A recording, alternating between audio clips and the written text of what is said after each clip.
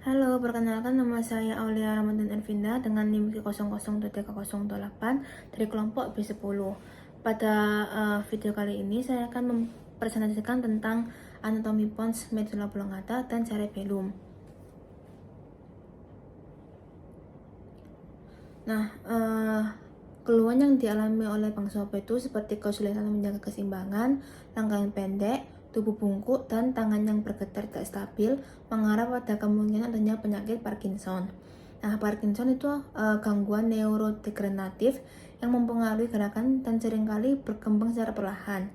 Gejala utama Parkinson itu meliputi tremor, kekakuan otot, bradykinesia itu gerakan lambat, dan gangguan postur serta keseimbangan.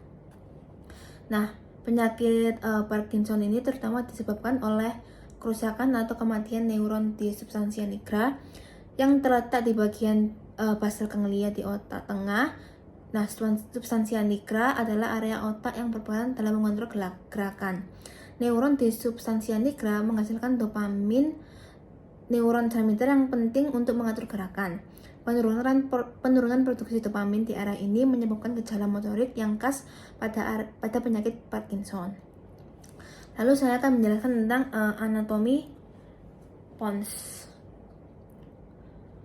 Nah, permukaan anterior pons cembung dari satu sisi ke sisi lainnya menunjukkan banyak saraf-saraf lintang yang konvergen pada masing-masing sisi membentuk pendicularis cerebellaris medius. Pada garis tengah terdapat alur dangkal disebut dengan sulcus basilaris yang ditempati oleh arteri basilaris pontis.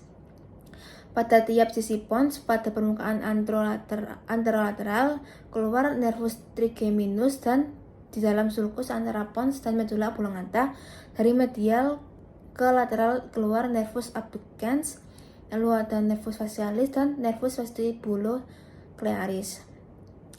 Nah, permukaan posterior pons tertutup oleh cerebellum. Permukaan posterior sebelah lateral dibatasi oleh pendiculus cerebellaris superior dan terbagi menjadi dua bagian simetris oleh sulcus medianus posterior.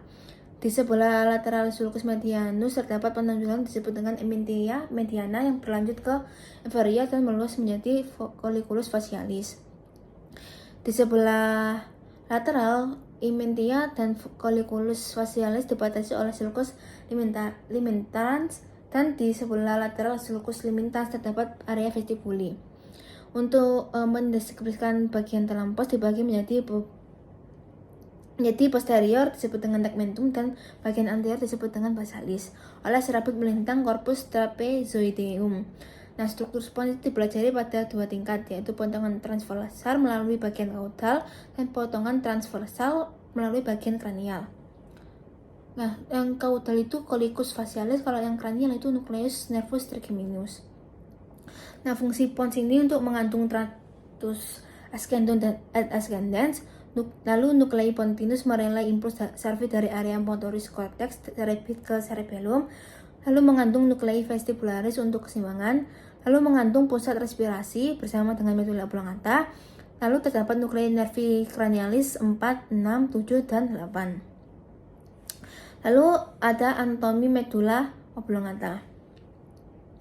Itu membentang dari sulcus pontinus inferior hingga medulla spinalis, berakhir setinggi foramen occipitali magnum, panjang sekitar 3 cm. Aspek ventral dari medulla oblongata terdapat visura mediana anterior yang dibatasi pinggirnya itu oleh piramis. Pada bagian posterolateral piramis terdapat oliva yang merupakan elevasi berbentuk oval karena adanya nukleus ovarius inferior. Di posterior oliva terdapat pendiculus cerebellaris inferior yang menghubungkan medulla oblongata dengan cerebellum. Nah, di dalam sulcus di antara oliva dan pendiculus cerebellaris inferior muncul villa radicularis nervus glossopharyngeus, nervus vagus, dan radix cranialis nervus accessorius. Pada aspek posterior, bagian setengahnya kranialnya itu membentuk bagian dasar dari ventriculus quartus. Pada bagian bawah aspek posterior terdapat sulcus medianus posterior. Pada sisi sulcus medianus posterior terdapat penonjolan yang disebut dengan tuberculum gracialis. Dan di sebelah lateralnya lagi itu terdapat tuberculum guanitus. Nah, tepat di lateral tuberculum cuanidus terdapat tuberculum cinereum yang dibentuk oleh tractus descendens dan nervi tegmentalis struktur internal medula.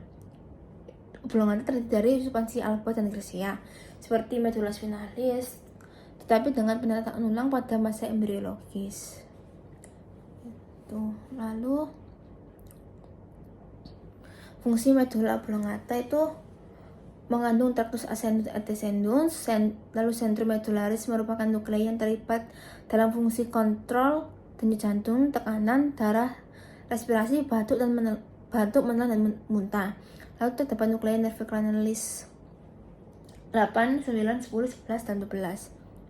Lalu ada anatomi cerebellum, merupakan bagian terbesar kedua setelah cerebrum, dipisahkan dari cerebrum oleh tentorium cerebelli.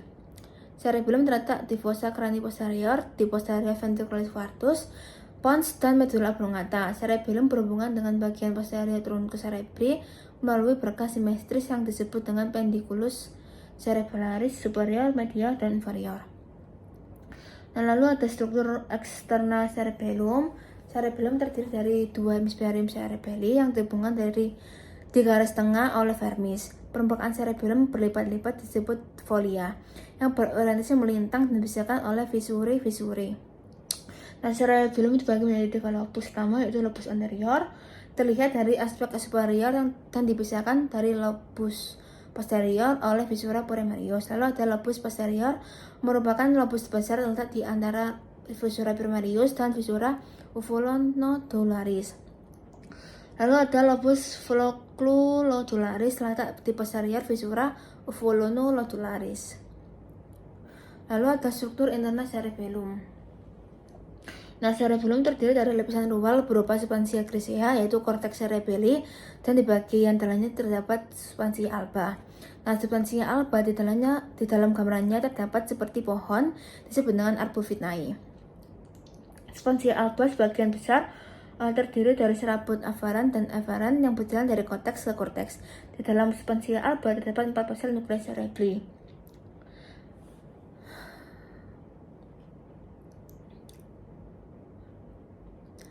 Nah, dari medial ke lateral itu ada nukleus fastiki, nukleus globusus, nukleus emboliformis, nukleus dentatus. Nah, nukleus cerebellaris merupakan sumber utama serabut afaran dari cerebellum ke bagian lain dari otak. Tujuan utama serabut afaran adalah nuklei reticularis dan vestibularis dari medula dan spons. Nukleus ruber mencempali dan nukleus ventrolateral thalami. Sekian presentasi video dari saya. Terima kasih.